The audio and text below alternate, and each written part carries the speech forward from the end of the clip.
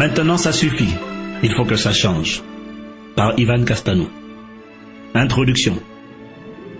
Si comme beaucoup d'autres, vous exprimez au plus profond de votre cœur ce cri de ras-le-bol, cela signifie assurément que le vrai vous, le géant qui sommeille à l'intérieur de vous, que le Créateur a créé à son image et à sa ressemblance avant la fondation du monde, en a assez de croupir à l'intérieur de vous et qu'il a décidé de sortir. C'est une excellente nouvelle, car vous n'avez pas de futur tant que vous êtes satisfait de votre présent. Ce cri de frustration signifie que vous en avez assez des échecs, des limitations, de la médiocrité, de la pauvreté, des préjugés négatifs et dégradants. Ce cri d'exaspération signifie que vous êtes désormais prêt à entrer en possession de votre futur. Ce cri de désespoir semble a priori négatif, mais en réalité il est le prérequis de grands accomplissements. Toutes les personnes qui sont entrées en possession de leur futur ont dû nécessairement en avoir assez de leur présent. Quelqu'un a dit que votre victoire d'aujourd'hui peut devenir votre plus grand ennemi de demain. L'insatisfaction par rapport au présent pousse ceux qui mènent le monde à se poser des questions sur le futur. Cette insatisfaction par rapport au statu quo a permis aux frères Wright d'inventer l'avion, à Thomas Edison d'inventer l'ampoule électrique et à Nelson Mandela d'obtenir l'abolition de l'apartheid en Afrique du Sud. Même les individus qui semblent le mieux fortunés dans la vie, on arrive à ressentir ce même cri de détresse et d'exaspération par rapport à leurs conditions. Pourquoi ? Parce qu'en vérité, ni vos richesses, ni vos possessions, et encore moins vos réalisations ne vous donneront un sentiment d'épanouissement réel et durable tant que vous ne serez pas en train de libérer votre potentiel, c'est-à-dire de laisser sortir celui que vous êtes véritablement à l'intérieur de vous. Vous existez pour un but, vous n'êtes pas le résultat d'un accident provenant du Big Bang. La science prouve aujourd'hui que vous ne ressemblez à personne d'autre, que vous êtes unique et que même votre salive permet de retrouver votre identité. Vous avez été doté d'aptitudes, de talents, de dons, de toutes sortes de ressources que le Créateur a déposées en vous afin que vous accomplissiez quelque chose de significatif sur cette terre pour la gloire de Dieu et pour le bénéfice de l'humanité. Le fait est que la plupart des gens sur la terre ne manifestent pas ce qu'ils sont au-dedans d'eux. Ils vivent une vie de frustration et de limitation, se contentant de paraître au lieu d'être spectateurs au lieu d'acteurs, de subir les circonstances au lieu de les changer, de blâmer tout le monde au lieu d'assumer la responsabilité de leur propre destinée. Beaucoup exercent un emploi, mais très peu déploient leur potentiel. Alors les deux questions les plus importantes que je voudrais vous poser sont les suivantes. Premièrement, êtes-vous en train de manifester la nature du Créateur ? Voyez-vous, lorsque vous exprimez la nature divine, vous êtes naturel. Lorsque vous manifestez la nature de la créature et pas celle du Créateur, vous êtes dénaturé. Il est dit que l'habitude est une seconde nature, c'est vrai. Mais la bonne nouvelle est qu'elle n'est pas votre première nature. Votre première nature est la nature divine, c'est-à-dire le caractère de Dieu. Beaucoup de personnes sont détruites et retenues captives par les mauvaises habitudes qu'elles ont développées. Mais je le répète, vos mauvaises habitudes ne sont que le reflet de votre seconde nature. Pourquoi donc se contenter de ce qui est second lorsque vous pouvez revenir à l'original, c'est-à-dire à ce qui est premier ? Une voiture est censée fonctionner avec du carburant. Si vous y mettez de l'eau, vous la dénaturez, vous l'endommagez, et si elle avait une conscience, elle serait frustrée. Un poisson est doté de nageoires pour pouvoir nager. Un oiseau est doté d'ailes pour pouvoir voler. De même qu'il est naturel pour le poisson de nager, il est naturel pour l'homme de manifester la nature, c'est-à-dire l'image et le caractère de Dieu. C'est ainsi qu'il a été conçu. Lorsque vous commencez à accumuler le manque de pardon, l'amertume, le rejet, la colère, la haine et autres, c'est comme si vous mettiez de l'eau dans le réservoir à essence d'une voiture. Elle craquerait de l'intérieur et finirait par ne plus rouler.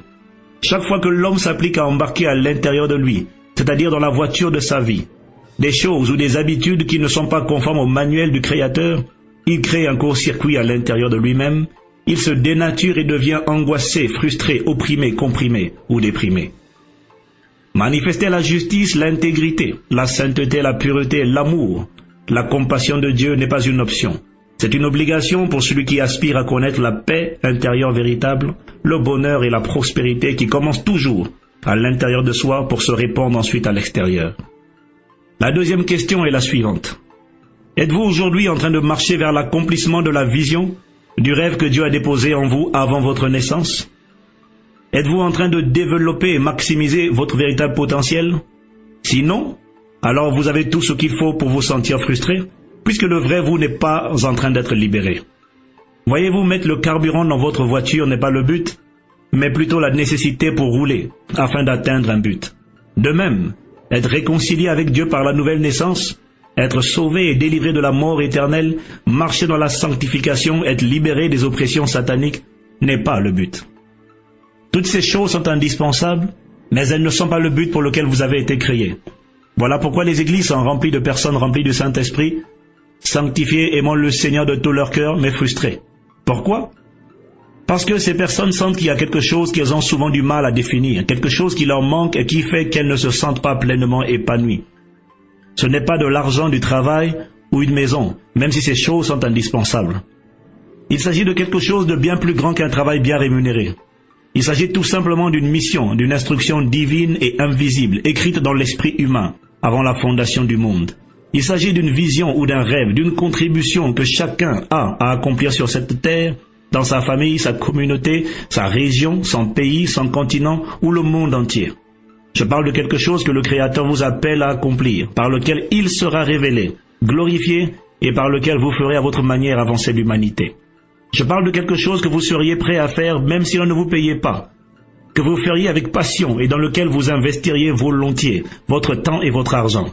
Il ne s'agit donc pas simplement d'un travail car la plupart des gens travaillent sans passion, essentiellement pour payer des factures et non pour accomplir leurs rêves. Je parle de quelque chose qui réjouirait le cœur de Dieu, qui vous donnerait le sentiment d'être utile sur cette terre, qui vous donnerait le sentiment de faire avancer à votre manière l'humanité, car celui qui construit un homme construit l'humanité. Ce quelque chose dont je parle est souvent exprimé de plusieurs manières par différentes personnes. Certains parlent de destinée, d'autres de vocation, de mission, de vision ou encore de rêve. Tous cependant expriment la même pensée selon laquelle il y a des bonnes œuvres que le Créateur appelle chacun de nous à accomplir et par lesquelles il sera glorifié. Éphésiens chapitre 2 verset 10. Pour ma part, je suis convaincu que le temps vient où les non-croyants, selon les paroles de Jésus, rendront gloire à Dieu à la vue des bonnes et grandes œuvres des enfants de Dieu. Matthieu chapitre 5 au verset 16. Nous nous sommes trop longtemps contentés de dire que de toutes les manières, le monde nous haïra parce qu'il est charnel et qu'il ne comprend pas ce qui est spirituel.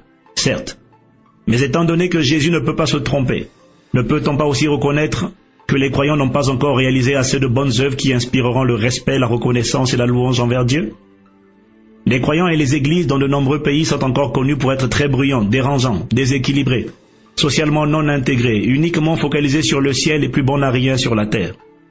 Beaucoup d'entre nous avons oublié ces paroles de Martin Luther King qui disait, je paraphrase, « Toute religion qui n'est pas capable de répondre aux problèmes économiques, sociaux et politiques de la société dans laquelle elle vit n'a pas de raison d'exister. » Le monde rend gloire à Dieu pour la contribution, l'impact et le témoignage qu'ont laissé sur terre des gens comme Martin Luther King Jr., Billy Graham, Derek Prince, Nelson Mandela, Oral Roberts. Qu'en sera-t-il de vous et de moi? Les statistiques révèlent que 80% des gens font un travail qu'ils n'aiment pas, ils travaillent pour un patron qu'ils n'apprécient pas, et ce dans un environnement qu'ils détestent. Comment pouvez-vous vous imaginer dans ces conditions que passer quelques heures chaque dimanche à l'église suffira à changer cette frustration que vous ressentez, suffira à faire de vous ce que vous êtes véritablement à l'intérieur? Posons les fondements. 2 lois qui transformeront votre vie. Voyez-vous, toute graine contient en elle le potentiel nécessaire pour devenir un arbre qui produit beaucoup de fruits. Cependant, toutes les graines ne deviennent pas des arbres. Certaines graines meurent à l'état de semence, d'autres sont plantées dans des mauvaises terres, et d'autres encore sont plantées dans une bonne terre. Ces dernières sont cultivées, labourées, arrosées et finissent par devenir des arbres qui portent beaucoup de fruits. Cette analogie s'applique également aux êtres humains. Chaque homme a en lui le potentiel nécessaire pour devenir un père. Cependant, tous ne deviennent pas des pères. De même, chaque femme possède en elle le potentiel pour devenir une mère. Cependant, toutes ne le deviennent pas. Lorsque je parle de père, je ne parle pas de quelqu'un qui fait des enfants, car dans ce cas, il ne s'agit que d'un mâle portant lui la semence.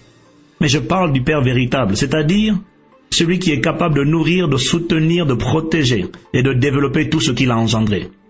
De même, lorsque je parle de mère, je ne parle pas d'une personne qui donne naissance à un enfant, auquel cas il ne s'agirait simplement que d'une personne de sexe féminin. Mais je parle d'une personne qui est capable de protéger, de supporter et de donner la vie et l'épanouissement à tout ce qu'elle a porté en son sein. Si une femme a des enfants mais qu'elle n'est pas capable de créer un cadre de vie favorable au bonheur, à la protection et à l'épanouissement de ses enfants, alors elle n'est pas encore une mère. Ce sujet fera l'objet d'un prochain livre. Retenons simplement que chaque être humain contient en lui le potentiel pour devenir plus que ce qu'il est, pour marquer son époque, pour être une source de bénédiction et pour devenir ce que Dieu l'appelle à être. Dieu l'a déjà équipé de tout ce dont il a besoin, pour éclore, pour manifester, exprimer ou encore révéler ce qui est en lui. Mais dans la réalité, très peu y parviennent. D'où le désormais célèbre adage, les endroits les plus riches de la terre sont les cimetières. C'est là en effet que vous trouverez des rêves qui n'ont jamais été réalisés, des livres qui n'ont jamais été écrits, des chants qui n'ont jamais été chantés, des inventions qui n'ont jamais été inventées, des talents qui n'ont jamais été exploités, des potentiels qui n'ont jamais été libérés. Parce que la plupart des gens repartent à la poussière sans jamais avoir libéré ce que Dieu avait enfoui au-dedans d'eux avant la fondation du monde.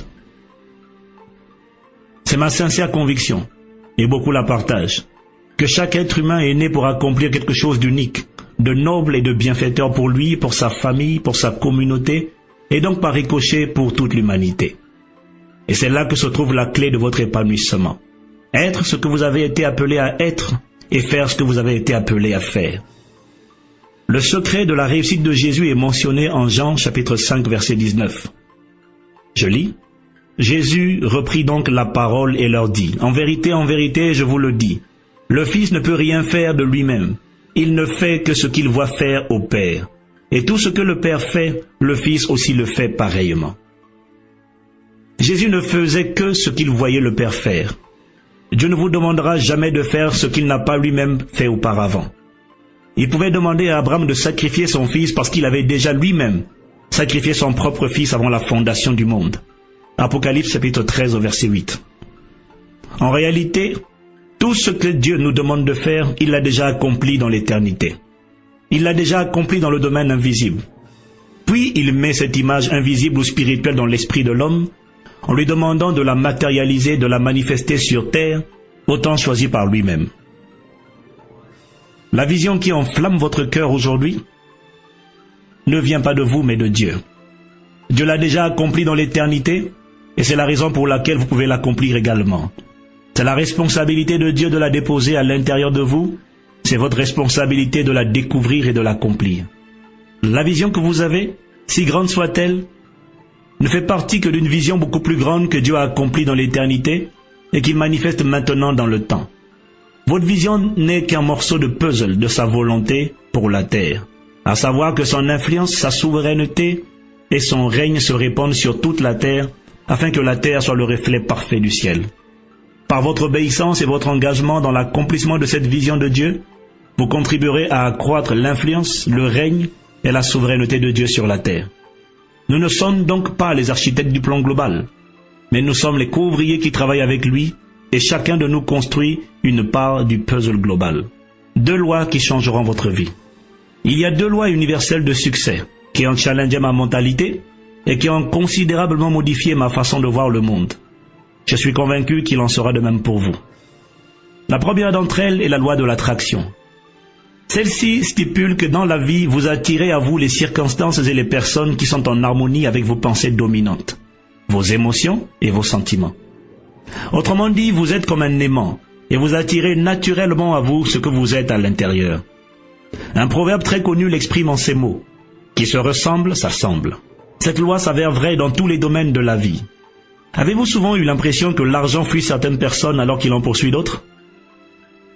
Dans les relations humaines, il a été sociologiquement constaté que les personnes émotionnellement brisées ont tendance à attirer à elles d'autres personnes qui viennent aggraver leur état initial. Ainsi, les personnes remplies du sentiment de rejet ont tendance à faire fuir les personnes épanouies et à attirer vers elles d'autres personnes qui se servent souvent de leur handicap émotionnel pour les enfoncer davantage. Lorsqu'elles vivent en couple, elles sont le plus souvent victimes d'abus de toutes sortes. En somme, certaines personnes attirent les bonnes choses et d'autres les repoussent naturellement. Pur hasard, chance ou fatalité? Non. Il s'agit simplement de la loi de l'attraction. Proverbe chapitre 13, verset 20. Job chapitre 3, verset 25. La deuxième loi est la loi des correspondances. Celle-ci stipule simplement que votre monde extérieur n'est que le reflet de votre monde intérieur. Je l'appelle aussi personnellement la règle PDPD, c'est-à-dire pourri dedans, pourri dehors, mais aussi propre dedans, propre dehors. Il est impossible de changer votre monde extérieur si vous ne changez pas votre monde intérieur. Vous pouvez temporairement porter un masque à l'extérieur de vous et faire semblant d'être une autre personne, mais cela ne durera pas longtemps, car la loi des correspondances vous rattrapera. Les lois sont immuables, vous pouvez les constater, mais vous ne pouvez pas les contester. Les statistiques disent qu'au moins 80% des personnes qui ont gagné au loto ont tout perdu en moins de 3 ans. Pourquoi selon vous? Leur monde extérieur a soudainement changé, mais elles ne se sont pas ajustées au niveau intérieur. Très vite, la loi des correspondances a remis les choses en équilibre. Voilà pourquoi Jim Rohn, philosophe chrétien, déclare « Si vous héritez miraculeusement de plusieurs millions, vous feriez mieux de vite devenir millionnaire. » Devenir millionnaire, en effet, est très différent de posséder des millions. Le premier fait allusion à la mentalité de créateur de richesse, tandis que le second se réfère à la quantité de richesse. Si vous voulez que ça change à l'extérieur, il va d'abord falloir changer à l'intérieur.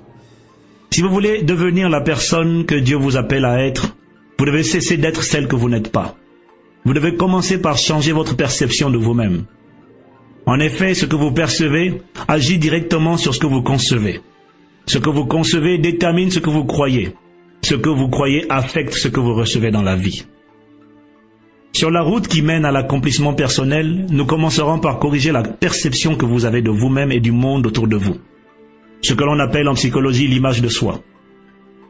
Tous les experts en psychologie et en sciences du comportement s'accordent pour reconnaître que l'image de soi et l'estime de soi sont les fondements de la vie. Votre perception va influencer vos pensées, vos attitudes, vos habitudes, vos choix et vos actes quotidiens. Il est démontré aujourd'hui que ce qui compte pour réussir dans la vie n'est pas le QI, le quotient intellectuel, mais plutôt le QE, le quotient émotionnel. Le quotient émotionnel s'attache beaucoup plus à mesurer des facteurs de réussite tels que l'estime de soi, la confiance en soi, la capacité à développer des relations interpersonnelles efficaces, la capacité à être focalisé, diligent, discipliné, bref, plutôt ce qui a trait au caractère.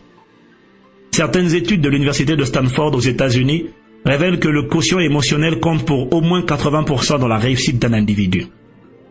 Le plus difficile dans la vie n'est pas de parvenir au sommet, mais d'y demeurer.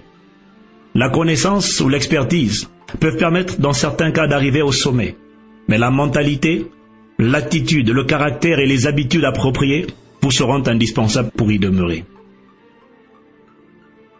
Pour réussir sur le chemin de votre destinée, pour manifester continuellement le caractère de Christ, pour réaliser le rêve que Dieu a placé en vous, je vous propose dans ce livre de travailler sur les 4 domaines ou leviers qui déterminent la réussite ou l'échec, l'épanouissement ou la limitation de tout individu. Ces 4 leviers sont les croyances, c'est-à-dire la mentalité, les attitudes, les habitudes et les actions. Jim Rohn, philosophe chrétien, a écrit « La réussite est quelque chose que vous attirez par la qualité de personne que vous devenez. Elle ne doit pas être poursuivie, mais attirée. » Il est important de comprendre que nous ne choisissons pas l'échec ou la réussite dans la vie. Nous développons des mentalités, des croyances et des habitudes, et nous posons tous les jours des actes qui vont déterminer notre réussite ou notre échec, notre épanouissement ou notre limitation, notre vie ou notre mort. Le point de départ de toutes ces choses est donc la mentalité, ou encore les croyances que nous avons emmagasinées en nous. Dans ce livre, je vais vous amener à transformer votre monde intérieur, c'est-à-dire à renverser les mauvaises croyances, à vous débarrasser de la mentalité de perdant, c'est-à-dire l'absence de responsabilité, le rejet, le sentiment d'échec, la peur, les complexes. Je vais vous amener à acquérir la bonne attitude et à développer les bonnes habitudes qui vous mèneront sur le chemin de l'accomplissement personnel et de la réussite en Christ. Puissiez-vous changer de dimension et initier le processus qui permet de passer de la survie à la stabilité, de la stabilité au succès et du succès à l'impact. Souvenez-vous, votre famille, votre région, votre pays, votre continent, l'humanité tout entière attend avec un ardent désir votre émergence, votre manifestation, votre révélation, l'expression visible de ce champion que Dieu a enfoui en vous avant la fondation du monde.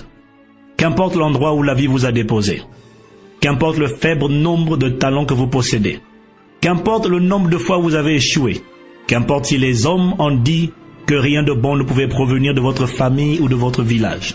La Bible dit que la création entière attend votre manifestation.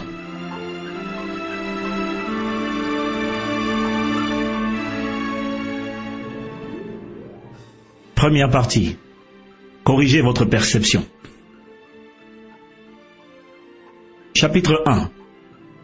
Changez votre perception. Tout commence par là. La bataille de l'image est la plus acharnée de toutes les batailles depuis que le monde existe. Quel en est l'enjeu? Le contrôle de la pensée, de l'imagination ou encore du cœur de l'homme. Pourquoi est-ce si crucial de captiver l'attention du cœur d'un homme? Parce que si vous tenez les pensées d'un homme, si vous maîtrisez son cœur, vous le tenez complètement et pouvez le piloter à votre guise. Le livre des Proverbes ne dit-il pas « Garde ton cœur plus que toute autre chose, car de lui viennent les sources de la vie » Proverbes chapitre 3, verset 24. Tout ce qui entre en vous correspond à ce qui sort de vous. Et c'est ce qui détermine vos actions. Les professionnels du marketing ont bien compris ce principe et essaient en permanence, avec beaucoup de succès, hélas, de captiver notre attention en nous bombardant par toutes sortes d'images, de clichés, de stéréotypes qui sont emmagasinés dans la bibliothèque de notre subconscient, c'est-à-dire dans notre esprit. À force de vous bombarder un produit ou un service avec la photo d'une star célèbre que vous aimez particulièrement, vous finissez par associer de manière inconsciente la star et le produit ou service. Résultat, si vous aimez la star, vous identifierez inconsciemment le produit à la star et vous l'achèterez. Le principe est tellement subtil que les publicitaires ne se contentent plus d'associer une star à un produit ou service, mais ils l'associent à une marque directement. Ainsi, beaucoup associent inconsciemment aujourd'hui la marque Nike avec Michael Jordan et la marque Citroën avec Claudia Schiffer. La perception de l'argent. 1 euro ou 10 francs. Dans la religion catholique, on a souvent associé inconsciemment christianisme et pauvreté. D'où l'expression pauvre comme un rat d'église, que l'église n'a pas du tout cherché à corriger. Lors du passage à l'euro en France, l'église catholique s'est inquiétée de ce que les fidèles ne mettaient pas dans les corbeilles des pièces de 2 euros, mais de 1 euro. Et oui, avant le passage à l'euro, l'offrande dominicale moyenne s'élevait à 10 francs, soit une perte moyenne de 35% par corbeille d'offrande. Voyez-vous où se situe le débat? Entre 6,55, 957 francs et 10 francs. Pendant longtemps, être financièrement riche était perçu comme un signe d'extravagance et de danger qui pouvait hypothéquer vos chances d'aller au ciel. Vous aviez forcément une mauvaise image de l'argent, même si dans la réalité vous faisiez tout pour en avoir, puisqu'il est plus facile pour un chameau de passer par le trou d'une aiguille que pour un riche d'entrer dans le royaume de Dieu. Ou encore, heureux les pauvres car le royaume des cieux est à eux. La meilleure d'entre toutes étant peut-être l'argent est la racine de tous les maux. Autant de paroles, de clichés et de stéréotypes qui ont conditionné l'image que vous avez aujourd'hui de vous-même et qui déterminent vos actions. Ce que la religion ne nous a pas dit, c'est que la plupart de ces passages ont été soit mal cités, soit sortis de leur contexte. Or, un texte sorti de son contexte devient un prétexte. En effet, la Bible parle de pauvres en esprit et pas de pauvres, ainsi que de l'amour de l'argent et pas de l'argent. L'argent est neutre, c'est-à-dire ni bon ni mauvais, mais tout simplement utile. L'argent revêt le caractère de celui qui le possède. Si vous êtes généreux, votre argent sera comme vous.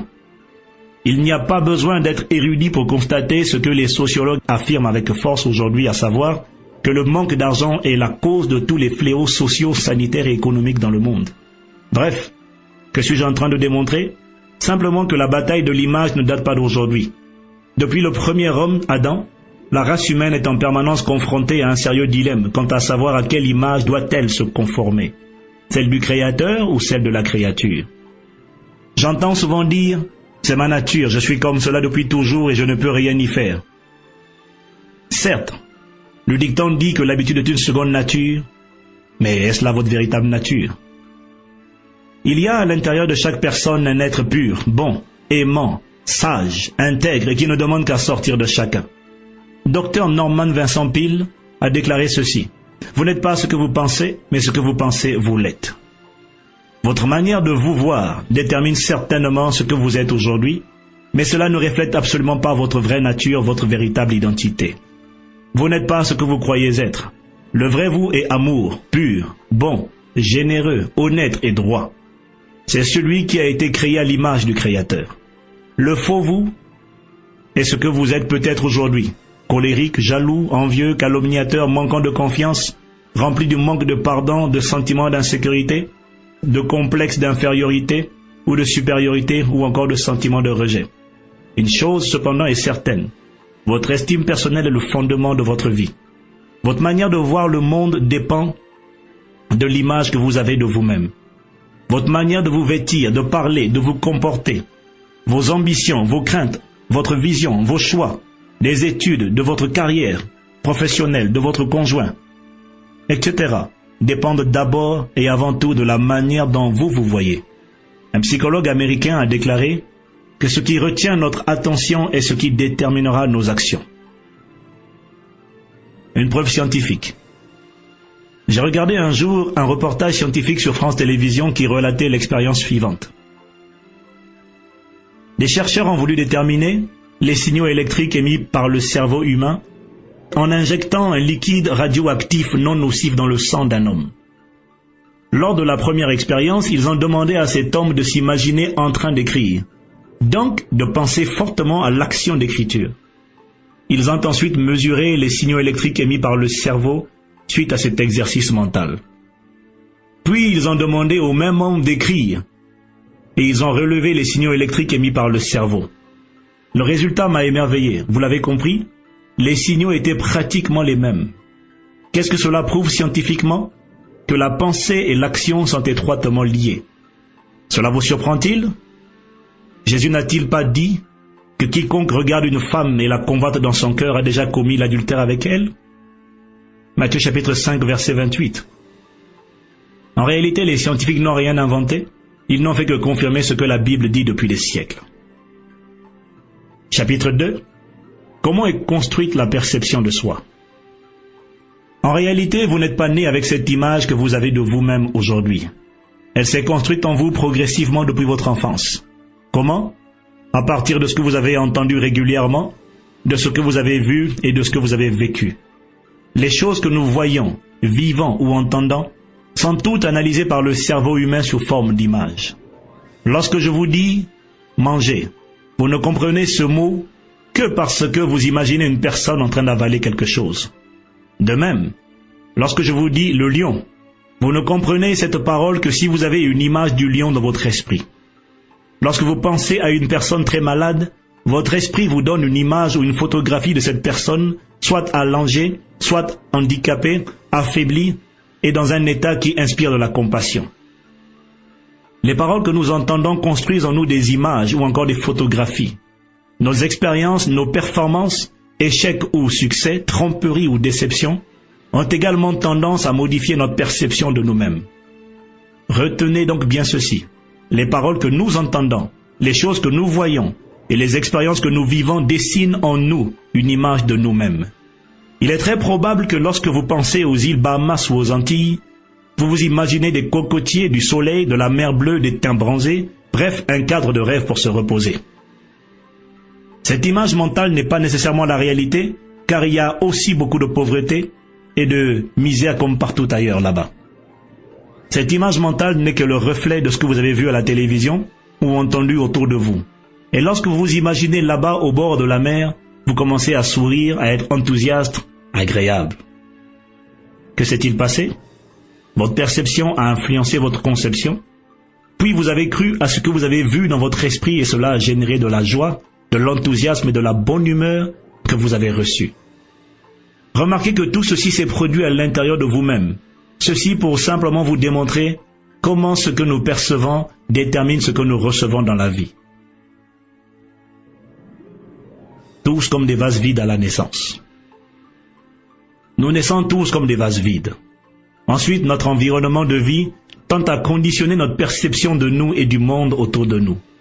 Les paroles des parents, des amis, des enseignants à l'école, des leaders religieux, et enfin les médias, ont tendance à façonner l'image que nous avons de nous-mêmes. Tout ceci se produit très tôt dans notre enfance, puisque d'après les psychologues, 90% de notre personnalité est formée avant l'âge de 7 ans.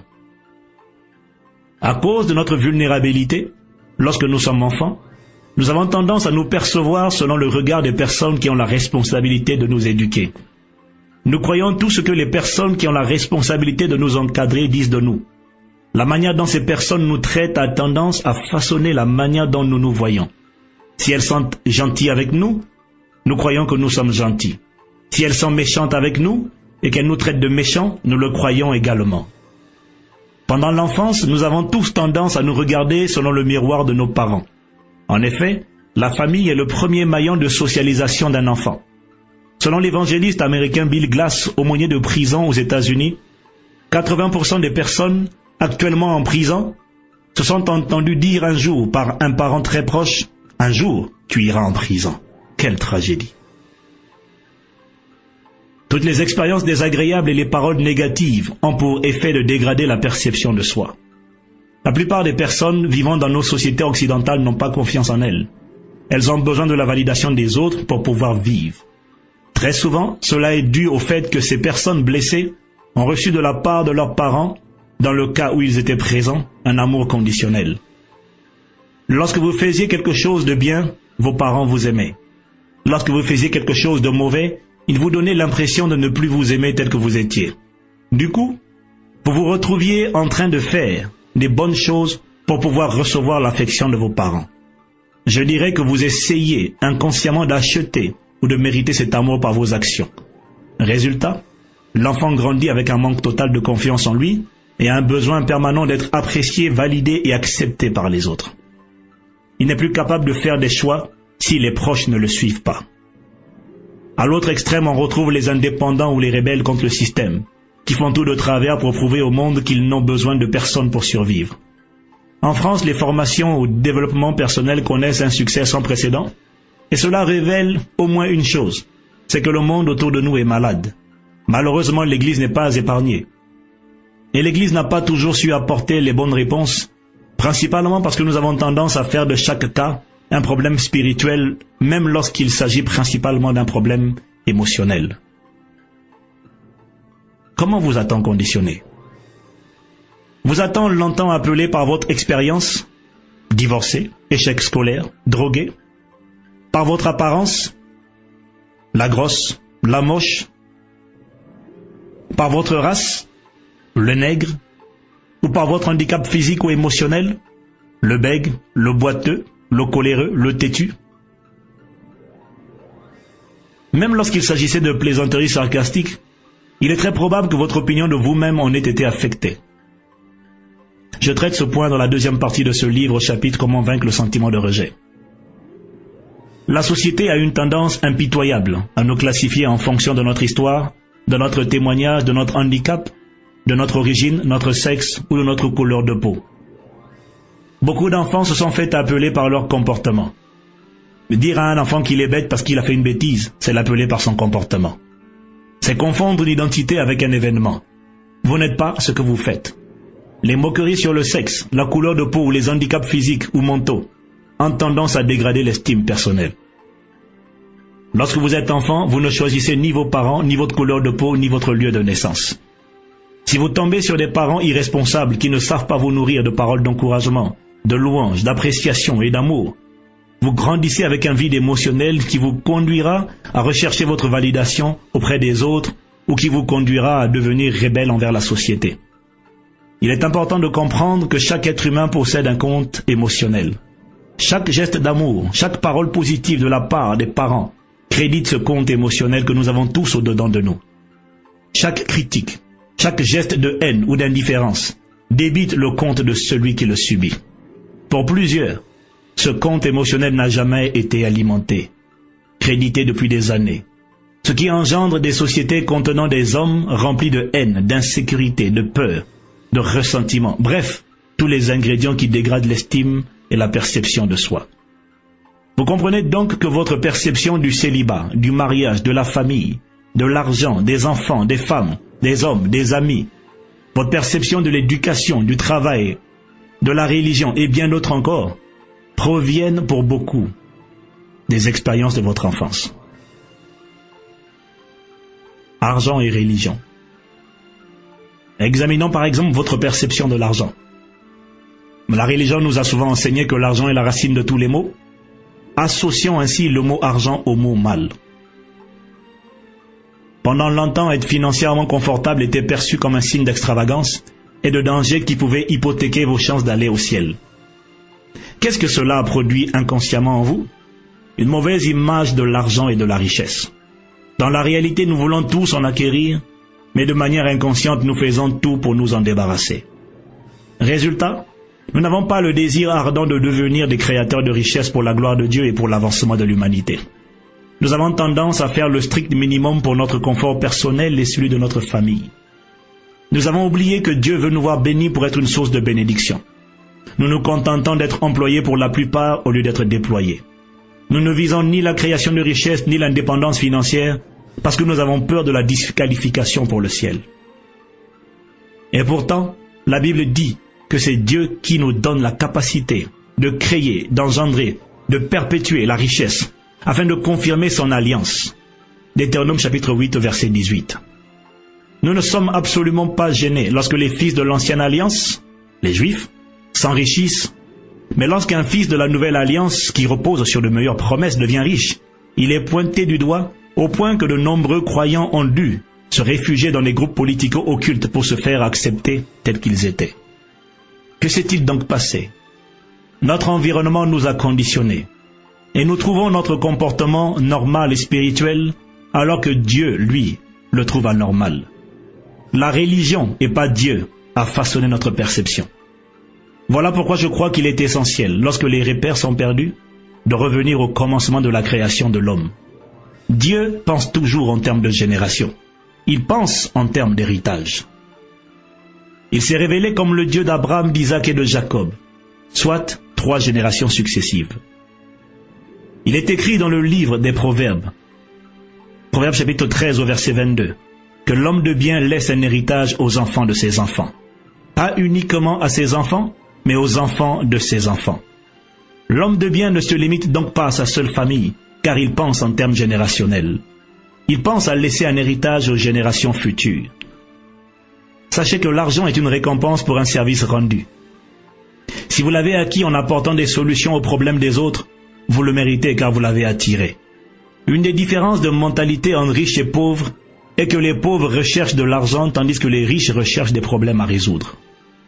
La mentalité de pauvre consiste à apporter ses problèmes aux autres, tandis que la mentalité de riche consiste à solutionner les problèmes des autres. Les riches échangent ensuite les solutions qu'ils ont développées contre de l'argent. Et en cela, il n'y a point de péché devant Dieu. Si vous ne revoyez pas votre perception de l'argent, vous serez rattrapé par la loi des correspondances. Tant que vous ne serez pas mentalement confortable avec un certain montant d'argent, vous ne pourrez pas l'utiliser profitablement à l'extérieur. Il y aura en vous un choc, un malaise que les psychologues appellent une dissonance cognitive. Voilà pourquoi la plupart des personnes qui gagnent au loto ne peuvent pas garder cet argent et l'investir intelligemment. Elles doivent le dépenser le plus vite possible, afin de revenir à un équilibre monde intérieur-monde extérieur qui est imposé par la loi des correspondances. Tant que vous ne corrigerez pas cette perception erronée de l'argent, vous ne deviendrez jamais créateur de richesse. La bonne nouvelle est que cette image peut être corrigée le jour où vous réalisez que vous avez le pouvoir de choisir, que vous n'êtes pas obligé de vivre une vie frustrée qui ne vous convient pas. Vous ne pouvez pas changer de vie si vous ne changez pas en premier l'image dominante et inconsciente que vous avez de vous-même dans votre subconscient.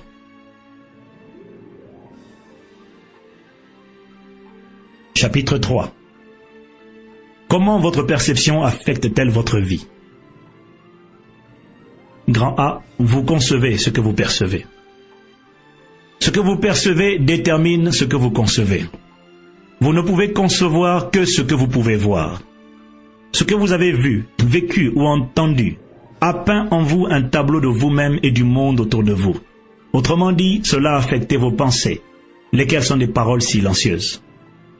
Dès lors que vous voyez ce tableau de vous-même et que vous l'acceptez, vous le concevez automatiquement. Marie, mère de Jésus, a accepté de se voir enceinte pendant que l'ange Gabriel lui parlait. Dès lors qu'elle a accepté cette parole de l'ange et qu'elle a commencé à se voir enceinte, elle a conçu Jésus dans son sein.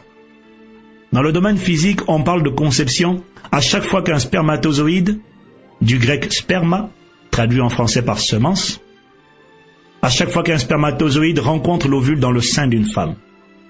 Dans Matthieu 13, Jésus explique que la semence, c'est la parole. Chaque image que vous visualisez et acceptez de croire vous rend spirituellement enceinte, même si vous ne le voulez pas. Le mot-clé ici est l'acceptation de cette image mentale que vous voyez. Chaque fois que vous acceptez une pensée négative sur vous-même, vous concevez, c'est-à-dire que vous devenez spirituellement enceinte d'une image que vous ne désirez pas. La différence est que cette grossesse, quoique non désirée, a lieu dans votre esprit. Vous comprenez donc que les paroles les plus puissantes sont celles que vous dites à vous-même. Ce que les autres disent n'aura de l'impact sur vous que si vous l'acceptez. Voilà pourquoi Zig Ziglar, motivateur chrétien, déclare: l'opinion la plus importante que vous puissiez avoir est celle que vous avez de vous-même. Et les choses les plus puissantes que vous dites chaque jour sont celles que vous dites à vous-même. Prenons l'exemple de la colonisation. Lorsqu'à l'époque coloniale, les missionnaires sont arrivés en Afrique, ils ont apporté une représentation physique du Dieu qu'ils annonçaient. Ce Jésus qu'ils nous ont annoncé n'était pas celui de la Bible, mais un Jésus blanc aux yeux bleus. Nous savons tous aujourd'hui que le Dieu de la Bible auquel nous croyons ne se représente pas, qu'il n'a pas de couleur puisqu'il est esprit. Jean 4, verset 24. De plus, le peuple hébreu étant un peuple sémitique, descendant de Sem, vous ne risquiez pas d'y trouver à cette époque un blond aux yeux bleus, plus probable chez les descendants de Japheth, fils de Noé. Si vous présentez à un noir un Jésus blanc aux yeux bleus, et qu'il accepte de croire et de s'abandonner à ce sauveur, ce noir dans son subconscient va automatiquement associer ce Dieu sauveur à l'homme blanc qui est le missionnaire qu'il voit devant lui. Autrement dit, l'homme blanc devient une représentation directe de ce Dieu auquel il croit, et tout ce qu'il lui dira sera considéré comme vrai. Et si jamais ce missionnaire lui explique qu'il aura toujours besoin de l'aide et de l'intelligence des blancs, parce qu'il y a des choses que seuls les blancs peuvent faire, ce noir le croira aussi. Comment ne pas le croire, puisqu'il incarne ce Dieu en qui le noir croit? Et on lui a enseigné que Dieu ne ment jamais, ce qui est évidemment vrai. Ainsi, si le colon à cette époque vous disait que vous aviez un QI inférieur au sien, vous le croyiez, et c'est ce que vous receviez. Et même lorsque vous lirez dans la Bible qu'en réalité Dieu ne fait pas de favoritisme, si ce script n'a pas été effacé de votre esprit, vous continuerez d'avoir des noirs qui sont convaincus que les blancs sont plus intelligents qu'eux. Résultat, c'est bien ce qui se passe dans la réalité, même si nous savons que ce n'est absolument pas la vérité. Le plus subtil dans cette histoire est que de nombreuses années après l'esclavage et les accessions à l'indépendance, les Africains sont pour beaucoup encore limités par ces clichés et stéréotypes habilement plantés en leurs ancêtres et soigneusement transmis de génération en génération. Même si cela est une évidence aujourd'hui pour certains d'entre nous, affirmons néanmoins que la vérité est que chaque être humain est unique, votre ADN le prouve, doté de potentiel, de capacités, de talents, de possibilités, qui ne demandent qu'à être exploités et développés pour la gloire de Dieu et pour l'avancement de l'humanité.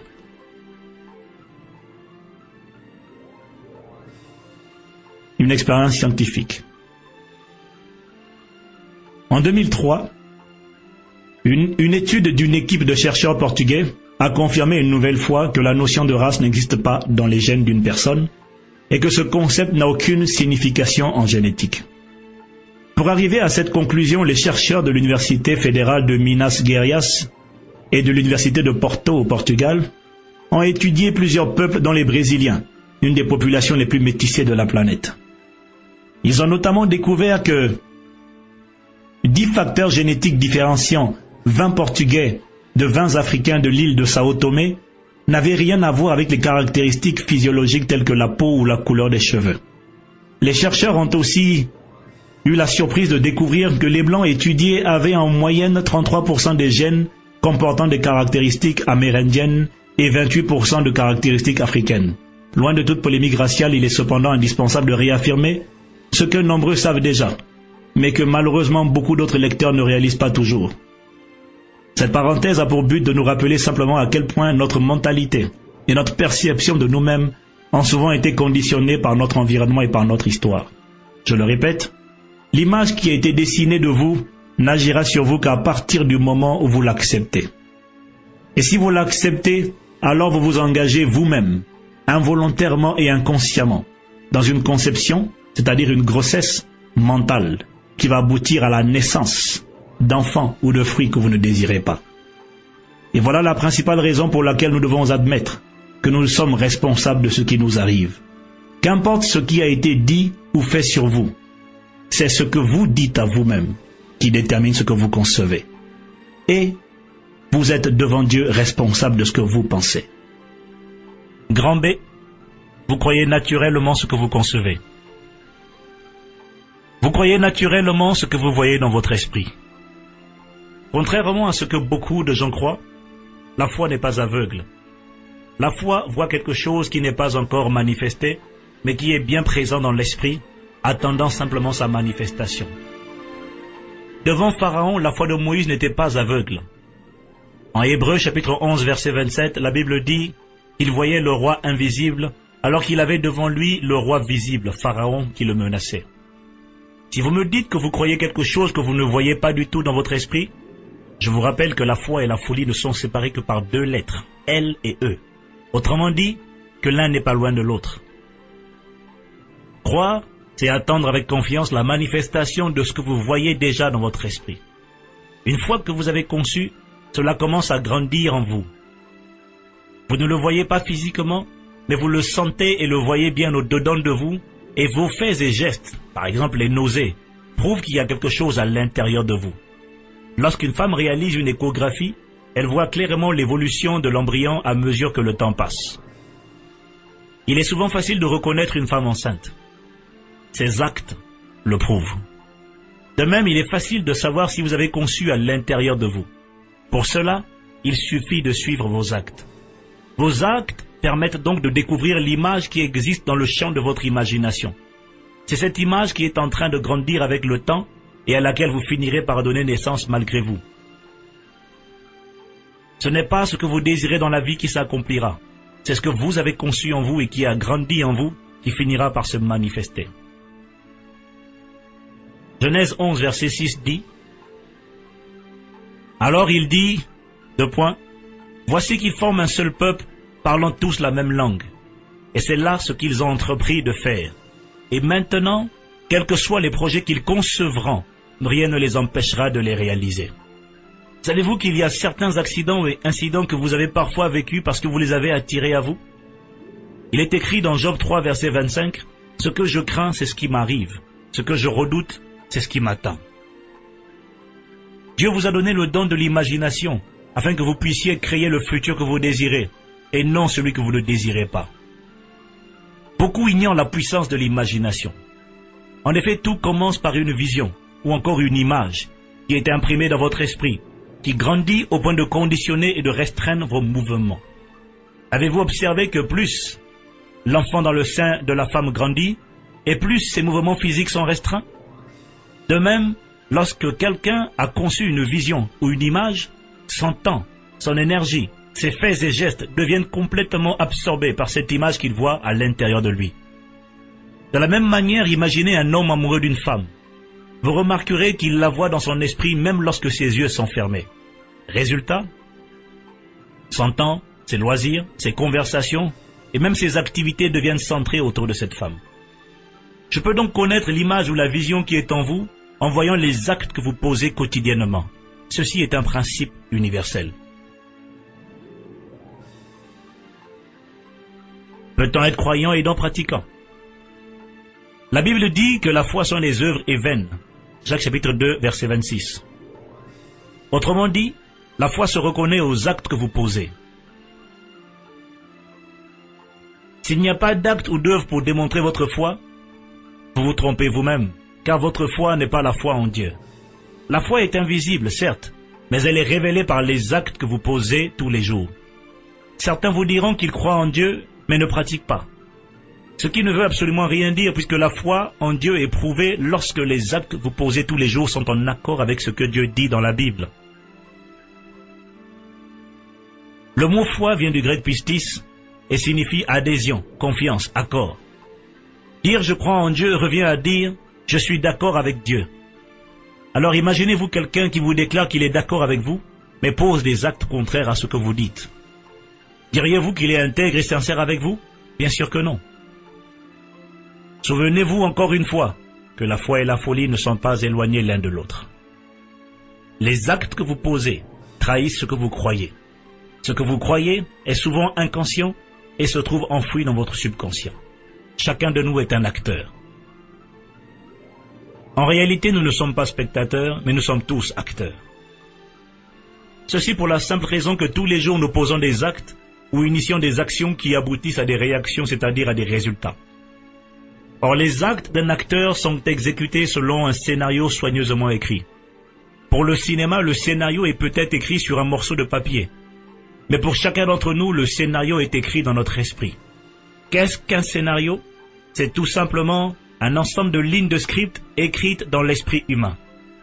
Nous exécutons tous des rôles dans la vie qui sont déterminés par les lignes de script écrites à l'intérieur de notre esprit. Si vous voulez connaître les lignes de script écrites à l'intérieur de vous, regardez aux actes que vous posez. Dans le film de la vie, vous n'improvisez absolument rien. Vous exécutez simplement vos rôles selon des scripts qui sont écrits en vous. Ces scripts ont été écrits parce que vous avez entendu, vécu ou vu depuis votre enfance. Ils sont restés plantés en vous et n'ont jamais été effacés. Ils ressemblent à un programme logiciel informatique. Lorsque vous lancez une application, elle s'exécute selon les instructions écrites dans le code source du programme. Si vous voulez changer l'exécution du programme, c'est-à-dire les résultats qu'il vous donne, vous devrez aller changer les lignes de script écrites dans le code source. Si vous voulez changer le rôle de l'acteur, il faut changer l'ensemble des lignes de script. Le plus subtil avec cette analogie du scénario est que ce dernier est complètement inconscient. Si vous désirez connaître le programme écrit à l'intérieur de vous, c'est-à-dire ce que vous croyez véritablement et inconsciemment, vous devez regarder aux actes que vous posez tous les jours. Êtes-vous souvent en retard, par exemple? Si oui, quelles que soient vos justifications, je peux vous assurer que vos retards fréquents démontrent que le temps n'est pas très important pour vous. Vous devriez essayer de découvrir ce qui a été programmé en vous par rapport à la notion de temps. Si votre réaction face aux épreuves est souvent la panique ou la peur, cela signifie que ce sont deux programmes que vous exécutez naturellement. Vous pourriez me dire que vous avez une grande foi, mais je vous dirais que vous vous trompez vous-même. En effet, votre foi se reconnaît à vos actes, car ceux-ci trahissent ce qui est écrit dans votre esprit. Si vous avez régulièrement peur, ça veut certainement dire qu'il y a des lignes de script écrites dans votre subconscient par vos expériences passées et qui engendrent la peur de manière répétitive. Chez certaines personnes, il s'agit de la peur d'être rejeté par les autres, car cela s'est produit avec les parents, la peur d'échouer, la peur de la maladie, de la mort, etc.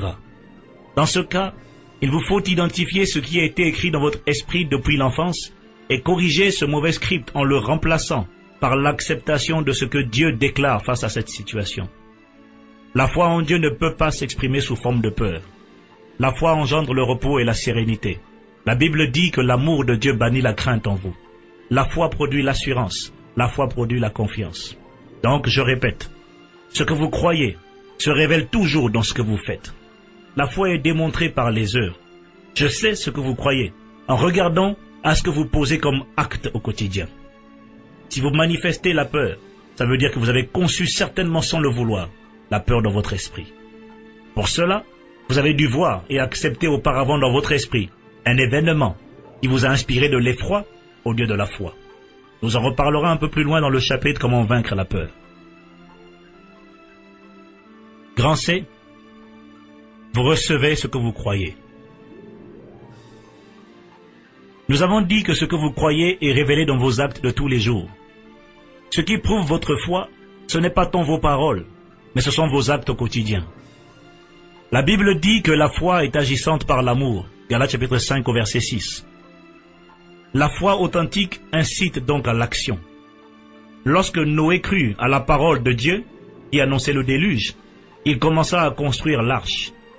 Lorsque Abraham crut en Dieu, il se sépara de sa famille qui habitait Ur en Chaldée est parti par la foi vers un endroit que Dieu lui indiquerait.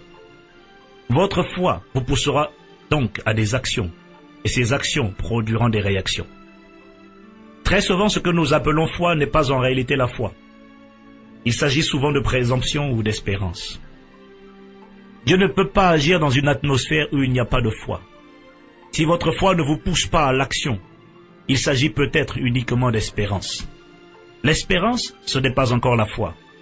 Vous avez la foi lorsque votre espérance devient certaine. Votre espérance devient certaine lorsque ce que vous croyez est en accord avec la parole ou les promesses de Dieu. Disons par exemple que vous espérez ou désirez vivement prospérer financièrement afin de devenir promoteur de l'évangile du royaume de Dieu, de prendre soin de votre famille et afin de laisser un héritage aux enfants de vos enfants. Cela est noble et agréable à Dieu puisque vos motifs sont purs. Cette espérance devient de la foi lorsque vous comprenez que Dieu est en accord avec vous, puisqu'il est écrit dans 2 Corinthiens 8, verset 9, « Vous connaissez la grâce de notre Seigneur Jésus-Christ, qui s'est volontairement fait pauvre pour vous à la croix, plus riche qu'il était, afin que par sa pauvreté, nous soyons enrichis. » Dieu étant d'accord avec vous, vous pouvez maintenant vous accrocher à sa parole pour vous soutenir et pour le manifester dans votre vie. Dieu étant fidèle, vous pouvez être certain qu'il accomplira. C'est alors que votre espérance devient certaine. Vous l'espériez, et puisque Dieu le dit également, alors vous pouvez être certain qu'il l'accomplira par sa puissance qui agit en vous. Lorsque vous voyez une image de vous-même claire dans votre esprit, donc vous percevez, que vous l'acceptez, vous concevez, et que vos actes deviennent influencés et guidés par cette image à l'intérieur de vous, vous croyez. Alors Dieu met tout en œuvre pour que vous soyez surnaturellement capable de recevoir ce que vous avez conçu. Le processus d'accouchement d'une vision ne se fait pas sans douleur. Il y a un prix à payer. Mais laissez-moi vous dire, si vous n'êtes pas disposé à payer le prix pour réussir, que l'échec aussi a un prix, encore plus coûteux que celui de la réussite. John Maxwell a dit, vous avez deux choix dans la vie. Soit vous vous amusez maintenant et vous payez plus tard, soit vous payez maintenant et vous vous amuserez plus tard. Mais dans les deux cas, et dans tous les cas, la vie vous réclamera son dû. Ceux qui ne veulent pas payer le prix finissent frustrés, angoissés, amers, envieux, jaloux, opprimés, comprimés et quelquefois déprimés. Vous connaîtrez certainement les douleurs de l'enfantement, mais l'intégrité de Dieu le conduira à manifester ce que vous voyez clairement dans votre esprit. Pourquoi Jésus était-il obligé de guérir le serviteur du centenier romain? Ce centenier avait compris que de même que lui-même était au service de l'empereur César, Jésus était au service de celui qui commande tout esprit. Il était tellement convaincu que Jésus était capable de guérir son serviteur par une seule parole, qu'il le pria de ne même pas se donner la peine de se déplacer. L'image était si claire dans son esprit que Jésus était simplement obligé de lui répondre « Va, qu'il te soit fait selon ta foi ». Jésus ne l'a pas guéri parce qu'il était agréable à Dieu. Il l'a guéri à cause du fait que ce centenier a observé un principe immuable que Dieu lui-même a établi. Il l'a guéri à cause de l'intégrité de sa parole. Il vous sera toujours fait selon votre foi. Ce principe est tellement redoutable que vous comprendrez que vous devez faire extrêmement attention à ce que vous croyez dans la vie. Si vous croyez que le manque de diplôme est un frein à votre épanouissement professionnel, il vous sera fait selon votre foi. Si vous croyez qu'un esprit d'impureté, appelé mari ou femme de nuit dans certaines cultures, a le pouvoir d'empêcher votre mariage ou de le faire échouer, il vous sera fait selon votre foi. Si vous croyez que vos parents avaient raison de penser que vous n'êtes qu'un incapable, il vous sera fait selon votre foi. Si vous croyez qu'un esprit méchant, quel qu'il soit, est assez puissant pour stopper votre progression dans la vie, il vous sera fait selon votre foi. Si vous croyez que vous n'y arriverez pas, il vous sera fait selon votre foi. Faites attention à ce que vous croyez. Faites attention à ce que vous acceptez de croire. La foi contient un pouvoir redoutable.